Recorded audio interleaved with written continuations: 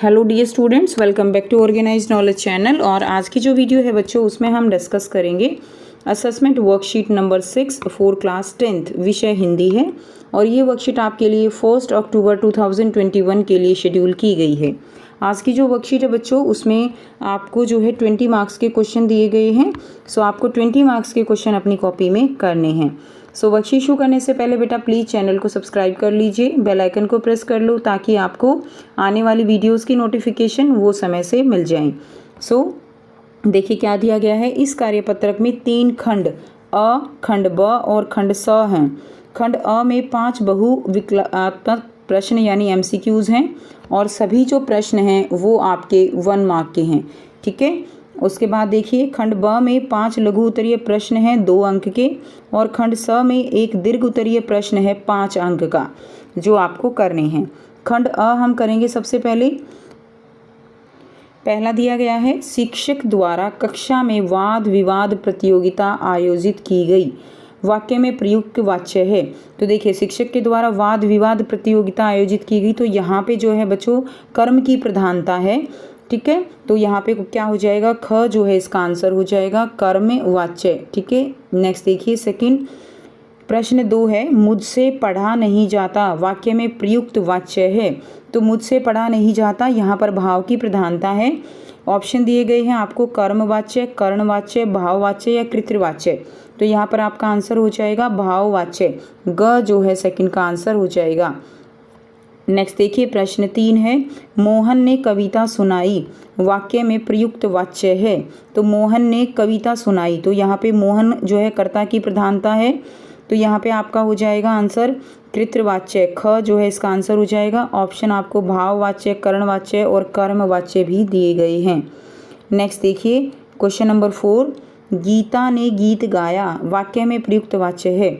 तो यहाँ पर क्या होगा, गीता ने गीत गाया, तो यहाँ पर भी आपका जो कृतवाच्य हो जाएगा। क्लियर है।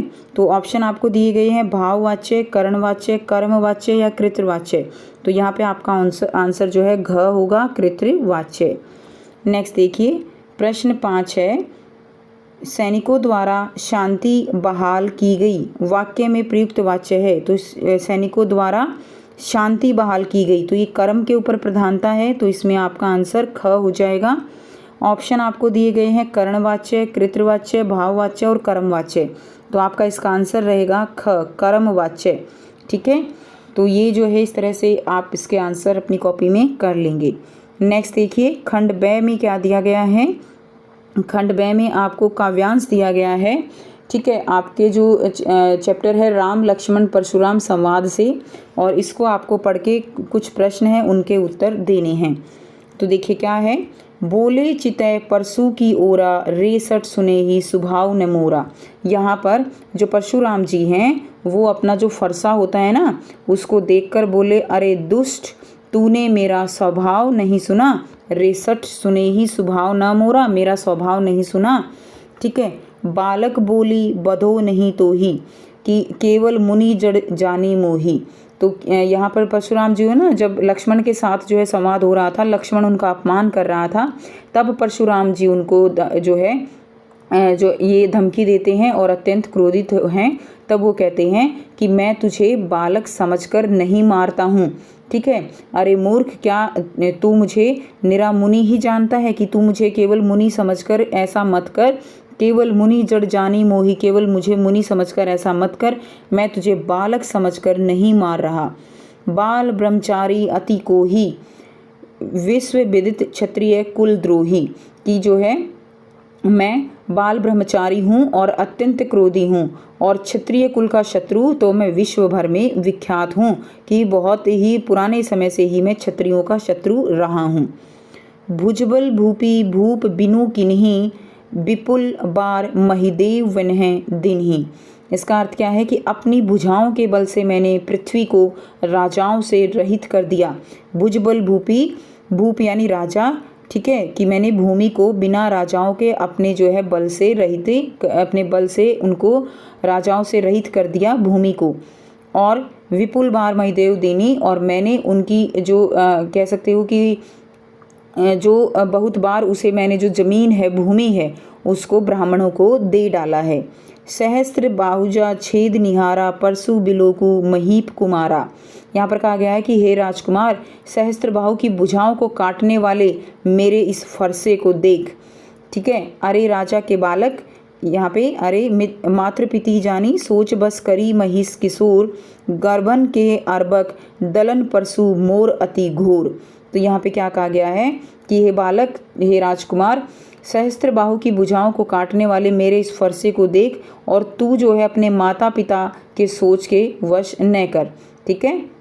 फरसा जो है वो मेरा बहुत ही भयानक है और यह गर्भों के बच्चों का भी नाश जो है वो करने वाला है। गर्भन के अर्बक दलन, कि मेरा ये फरसा ये गर्भों के जो बच्चे हैं उनका भी नाश करने वाला है।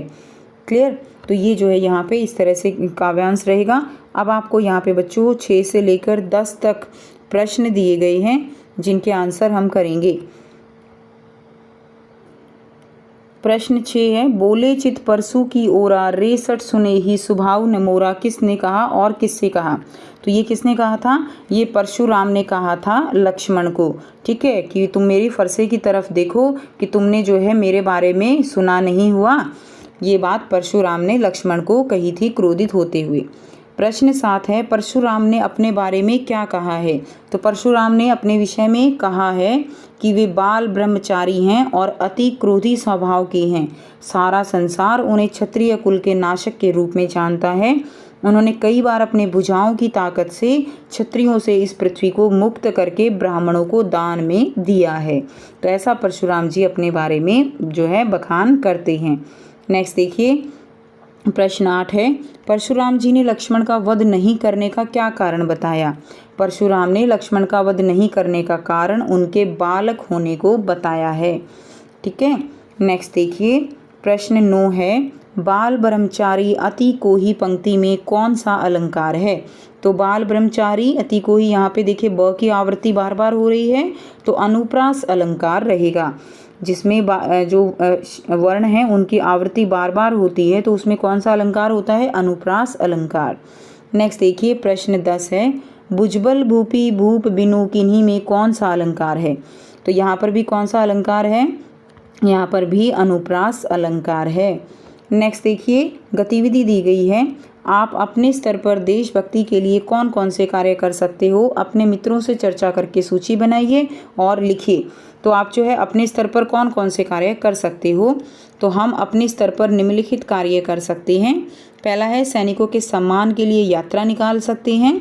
दूसरा, देशभक्ति गीत गा सकते हैं। तीसरा, समाज एकता के लिए कार्य कर सकते हैं। चौथा है, अपने कर्तव्य का पालन कर सकते हैं। और पांचवा रहेगा, देश की संपदा का सम्मान कर सकते हैं। तो ये सारे कार्य हम अपने लेवल पे कर सकते हैं। तो ये थी स्टूडेंट्स आपकी आज की हिंदी की वर्कशीट। आई होप सभी बच्चों को ये क्लियर है। कोई भी डाउट है प्यारे बच्चों तो आप पूछ सकते हो। वीडियो अच्छी लगी तो प्लीज़ लाइक कर दीजिए, शेयर कर दीजिए और चैनल को सब्सक्राइब कर लीजिए। So thanks for watching. मिलते हैं नेक्स्ट वीडियो में नेक्स्ट वर्कशीट के साथ। Take care.